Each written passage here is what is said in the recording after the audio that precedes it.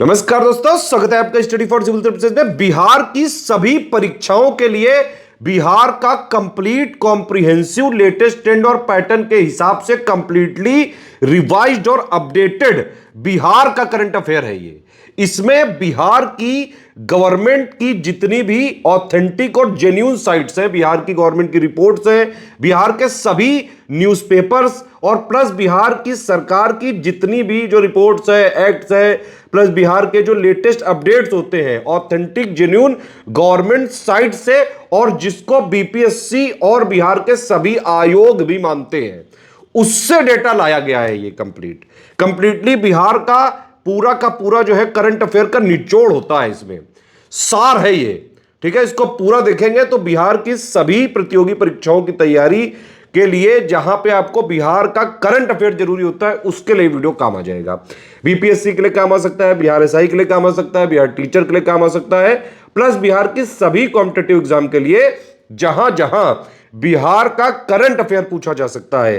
Complete comprehensive पापा video है ये। ठीक है, बीपीएससी के लिए इंटीग्रेटेड तैयारी करने के लिए 70th बीपीएससी की इंटीग्रेटेड तैयारी करने के लिए प्री और मेंस की सब कुछ वन स्टॉप डेस्टिनेशन के साथ, मतलब पूरा जो है डेली आंसर राइटिंग प्रैक्टिस भी होगी, डेली आपकी प्रीलिम्स की प्रैक्टिस भी होगी, पूरा स्टडी मटेरियल दिया जाएगा, सारे डाउट क्लियर किए जाएंगे, मॉडल आंसर दिया जाएगा, पूरा आंसर राइटिंग फीडबैक दिया जाएगा, सारा सब कुछ एक जगह है। बीपीएससी की पूरी शुरुआत से सिलेक्शन तक की तैयारी करने के लिए स्टडी फॉर सिविल सर्विसेज के ग्रुप चलाए जा रहे हैं, आप उनको ज्वाइन कर सकते हैं और बीपीएससी की प्री और मेंस की पूरी हिंदी मीडियम और इंग्लिश मीडियम की तैयारी एक ही जगह कर सकते हैं स्टडी फॉर सिविल सर्विसेज के साथ। इस वाले वीडियो में पिछले महीने का बिहार का कंप्लीट कॉम्प्रिहेंसिव करंट अफेयर है।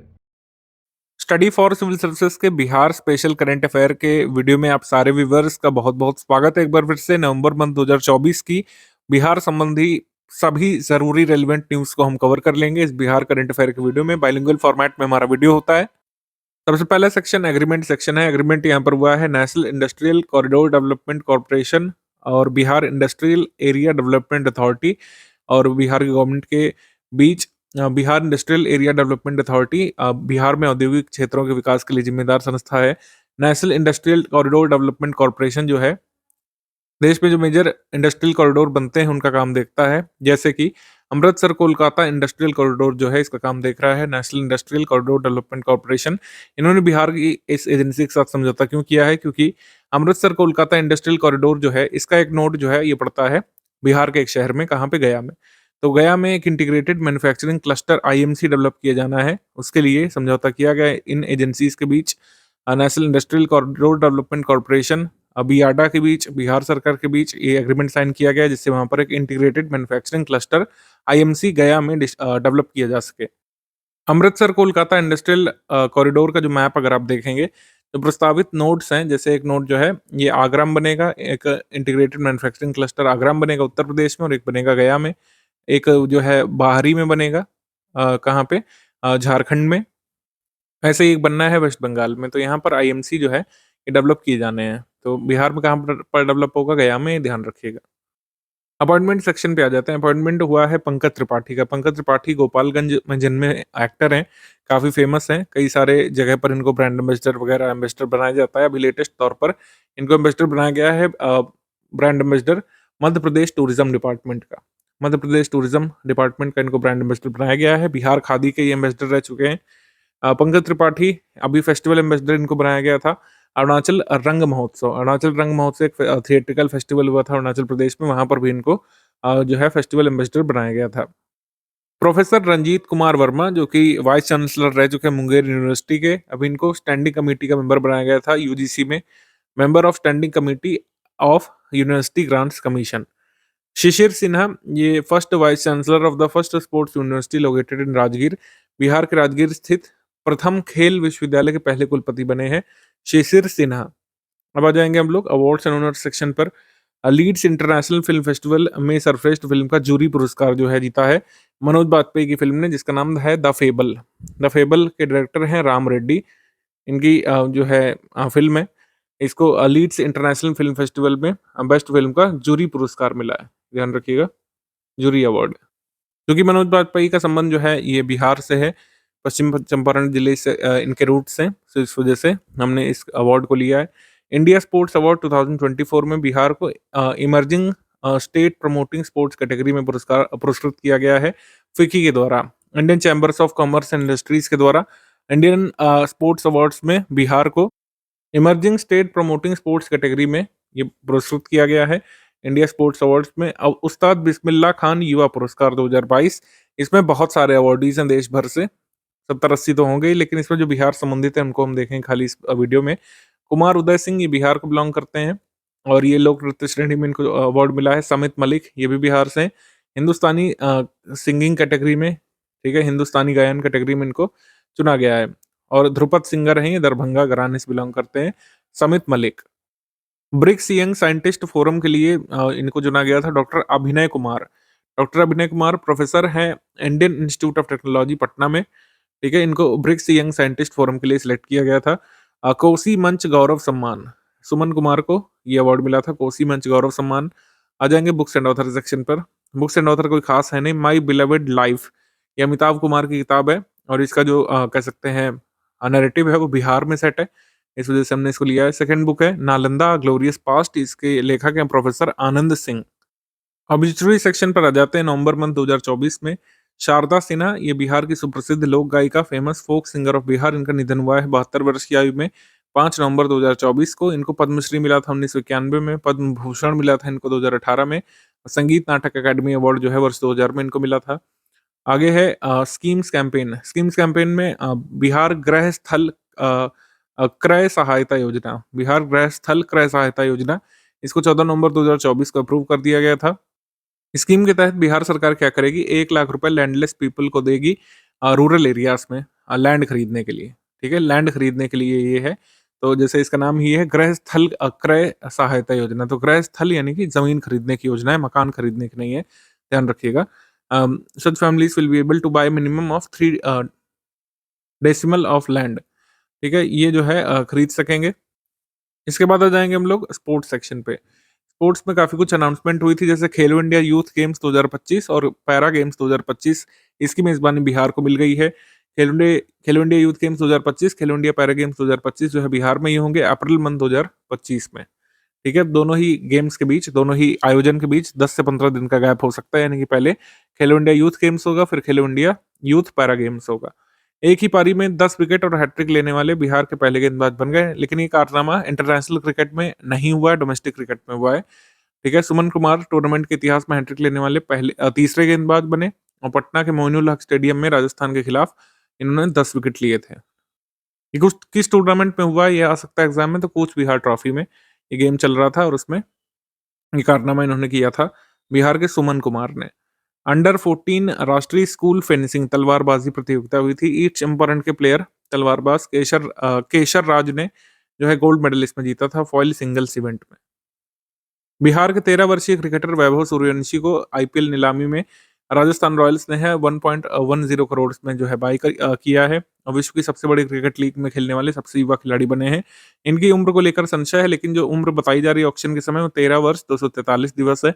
ऑफिशियल तो कुछ भी नहीं है, जो न्यूज रिपोर्ट से उसके हिसाब से सही मानेंगे।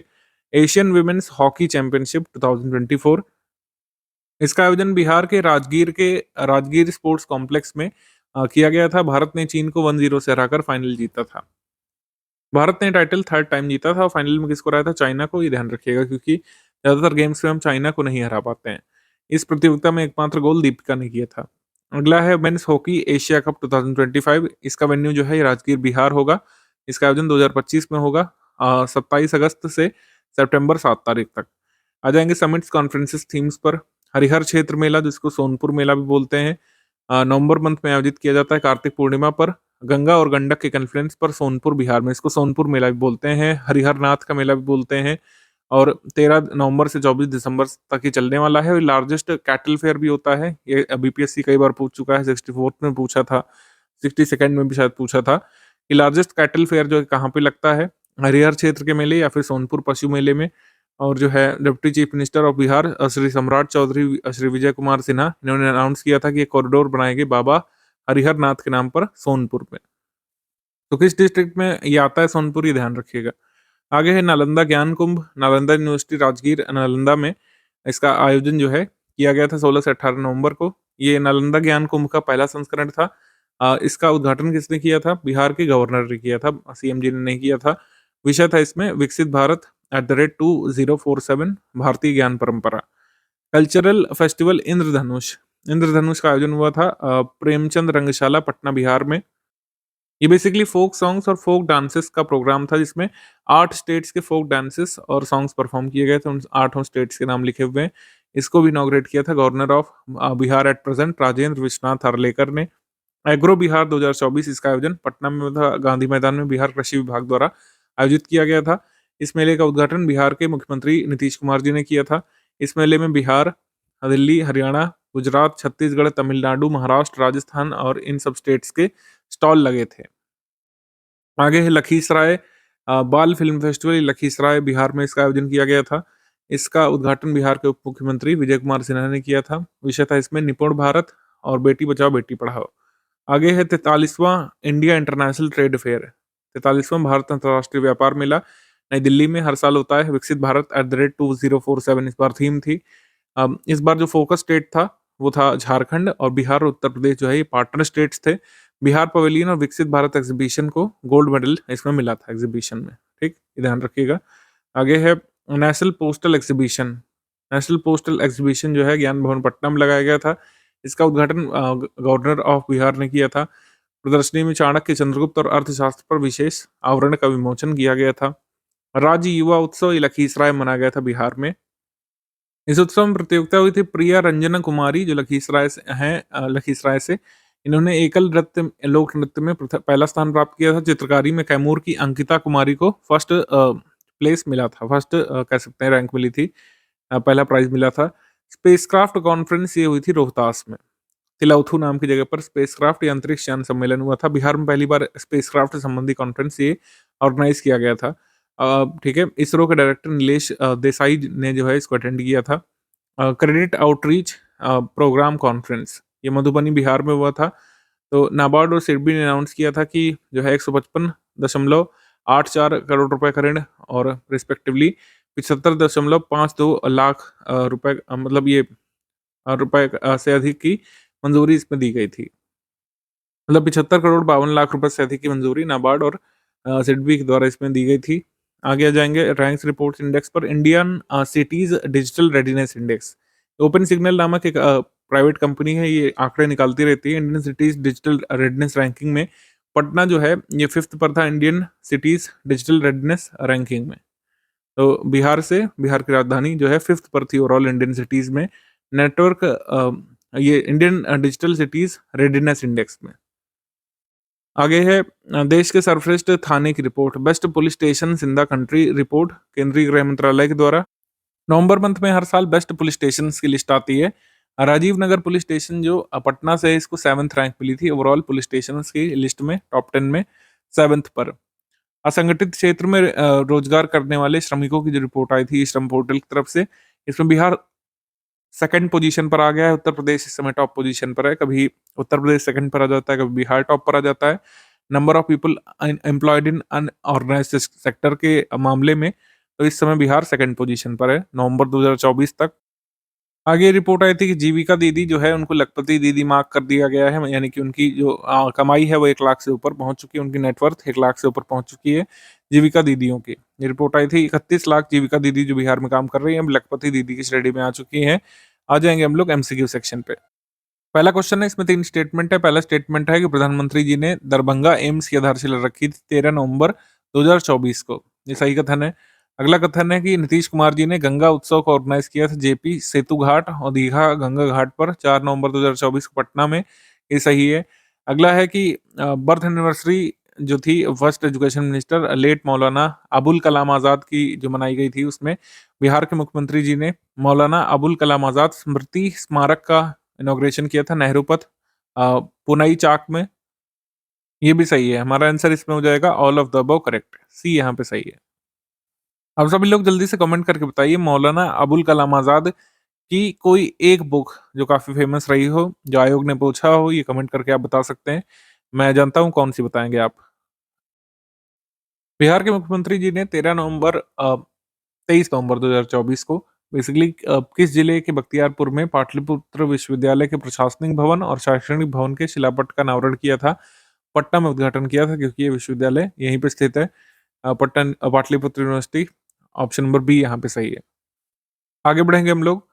आगे है प्राइम मिनिस्टर नरेंद्र मोदी जी ने कॉम्मेमोरेटिव स्टैम्प और सिक्का रिलीज किया था। 150th birth anniversary of tribal leader and freedom fighter Birsa Munda from which district of Bihar on 15 नवंबर 2024। 15 नवंबर को बिरसा मुंडा की 150वीं बर्थ एनिवर्सरी मनाई गई थी। जमुई से प्रधानमंत्री जी ने सिक्का जारी किया था, जमुई जिला बिहार से, और यहाँ से धरती आबा जनजाति ग्राम उत्कर्ष अभियान भी शुरू किया था। ठीक है, धरती आबा जनजाति ग्राम उत्कर्ष अभियान भी इन्होंने शुरू किया था जमुई से ही। और जनजाति गौरव दिवस जो है मनाया जाता है 15 नवंबर को हर साल। तो आप जल्दी से कमेंट करके बताइए, बिरसा मुंडा बहुत इंपॉर्टेंट फिगर हैं वैसे हमारे हिस्टोरिकल पर्सपेक्टिव से भी, और बीपीएससी में बहुत पूछे जाते हैं बातें इनके बारे में। तो बिरसा मुंडा के स्पिरिचुअल गुरु का नाम आप जल्दी से कमेंट करके बताइए, ये बीपीएससी पूछ भी चुका है। Which of the following statement is are incorrect? Yuva Sangam के फेज 5 के तहत 44 डेलीगेट्स जो है बिहार से कर्नाटक गए थे 24 नवंबर 2024 को। ये स्टेटमेंट सही है।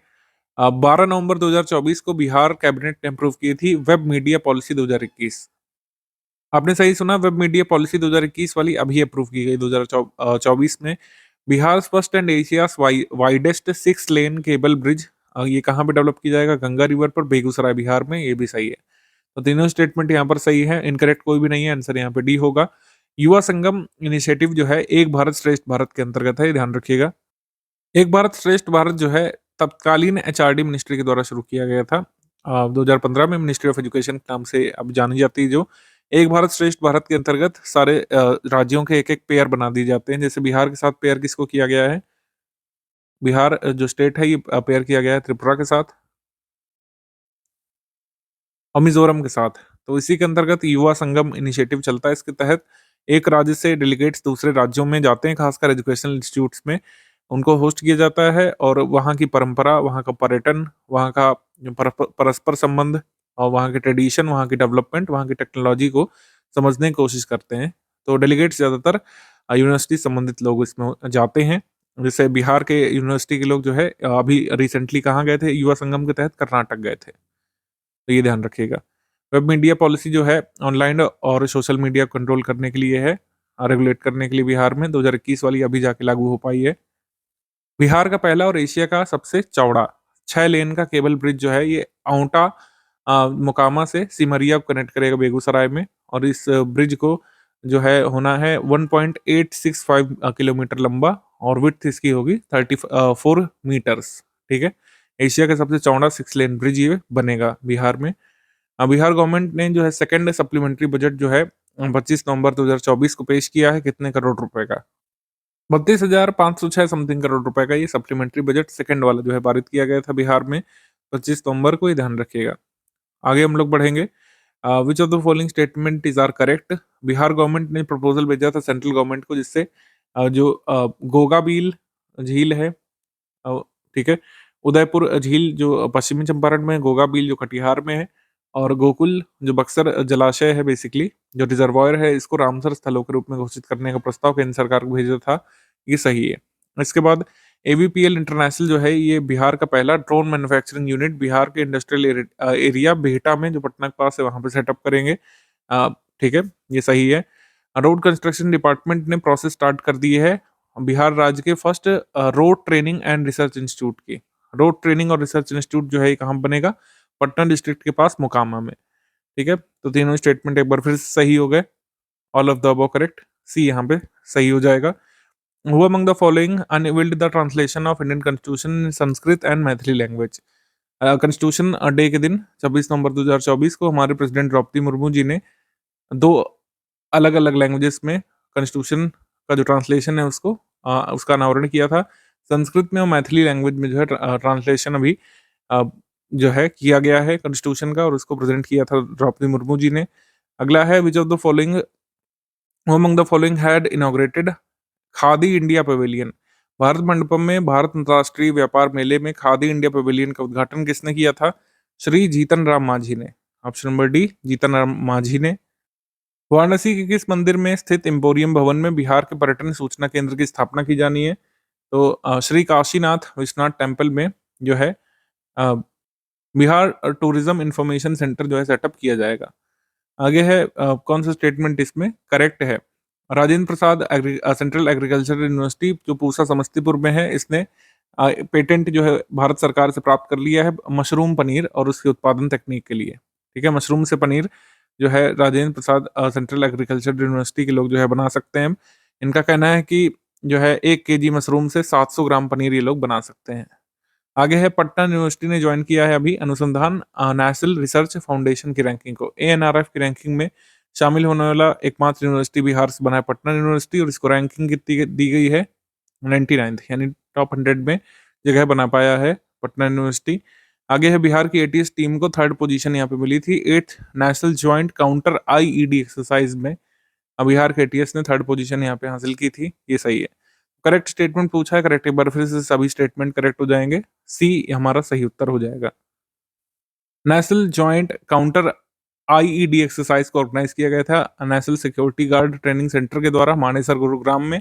वहां पे इस कह सकते हैं एक्सरसाइज में बिहार के एटीएस ने 3rd पोजीशन प्राप्त की थी। बिहार के शरद विवेक सागर को उनकी प्रेरणादायक सामाजिक उद्यमिता के लिए किस विश्वविद्यालय के नेतृत्व पाठ्यक्रम में शामिल किया गया था? लीडरशिप कोर्स हार्वर्ड यूनिवर्सिटी का है, उसमें जो है इनको शामिल किया गया था इनके इंस्पिरेशनल सोशल एंटरप्रेन्योरशिप की वजह से। शरद विवेक सागर को ये यहाँ पे सही है, हार्वर्ड यूनिवर्सिटी ने इन्हें बुलाया था। कौन सा स्टेटमेंट यहाँ पे इनकरेक्ट है? Speaker of Bihar legislative assembly Nand Kishore Yadav इन्होंने अटेंड किया था 67th कॉमनवेल्थ पार्लियामेंट्री कॉन्फ्रेंस जो सिडनी ऑस्ट्रेलिया में हुई थी इस साल। बिहार से रिप्रेजेंटेटिव के तौर पे गए थे, सही है। आगे है बिहार गवर्नमेंट जो है ये टेक ओवर करेगा 15,358 एकड़ की जो लैंड है बेतिया राज की। बेतिया राज घराने की जो लैंड है इसको इसका एक्विजिशन जो है बिहार सरकार को करना था, लेकिन वो अभी तक नहीं कर पाया आज़ादी के बाद। बहुत ही अजीब सी बात है, और इसको अतिक्रमण मुक्त भी करना है। इस वजह से बिहार सरकार बिल लाएगी जिससे ये बेतिया राज की जो भूमि है बिहार के लगभग 6 जिलों में फैली हुई है। तो बेतिया राज की भूमि बिहार के 6 जिलों में फैली हुई है, सारण, सिवान, गोपालगंज, पटना, ईस्ट और वेस्ट चंपारण में। ठीक है, इन 6 जिलों में बेतिया राज की जो भूमि फैली हुई है जिसका कोई मेंटेनेंस नहीं हो पा रहा है और जहाँ पर काफ़ी इनरोचमेंट भी कर लिया गया है, तो इस भूमि को सरकार अधिग्रहित करना चाहती है यहाँ पर काम कराने के लिए। कुछ भूमि उत्तर प्रदेश में भी है बेतिया राज की, उसको भी बिहार सरकार उत्तर प्रदेश की मदद से इंक्लूड करेगी। Bihar goods and services tax bill 2024 Bihar के डिप्टी चीफ मिनिस्टर ने इंट्रोड्यूस किया था। इसमें बिहार के व्यापारियों को रिलीफ मिलेगा इंटरेस्ट और पेनाल्टी से। जीएसटी में जो इंटरेस्ट और पेनाल्टी लगाई गई है 3 वर्षों के लिए उनको छूट मिलने वाली है, ये सही है। आंसर यहाँ पर सही हो जाएगा D, none of the above correct. आगे है in which of the following district of Bihar Sultanganj railway station was renamed after the Hindu pilgrimage site Ajgaibinath Dham. तो सुल्तानगंज रेलवे स्टेशन का नाम अजगैबीनाथ धाम के नाम पर रख दिया गया है, ये सही है। तो ये रेलवे स्टेशन कहाँ पे पड़ता है? ये पड़ता है भागलपुर जिला में, बिहार में। ऑप्शन नंबर बी यहाँ पे सही है। सुल्तानगंज रेलवे स्टेशन जो पहले था अब अजगैबीनाथ धाम कहलाएगा, भागलपुर में पड़ता है। ऑप्शन नंबर बी यहाँ पे सही है। अगला क्वेश्चन है, रत्नेश चौधरी जो है ये फर्स्ट फिजियोथेरेपिस्ट बन गए हैं देश के जिनको research methods in health promotion courses शामिल किया गया था और इन्होंने कंप्लीट किया था। फैकल्टी डेवलपमेंट प्रोग्राम किस इंस्टीट्यूट का था जिसके तहत ये research methods in health promotion course जो था इन्होंने कंप्लीट किया है? रत्नेश चौधरी ने ये कोर्स शुरू किया था आईआईटी खड़गपुर ने। आईआईटी खड़गपुर ने जो है research methods in health promotion course चलाया था और इसको पूरा करने वाले देश के पहले फिजियोथेरेपिस्ट बन गए हैं रत्नेश चौधरी। बी यहाँ पे सही उत्तर है। तो इस तरीके से बिहार का करंट अफेयर नवंबर 2024 का खत्म होता है।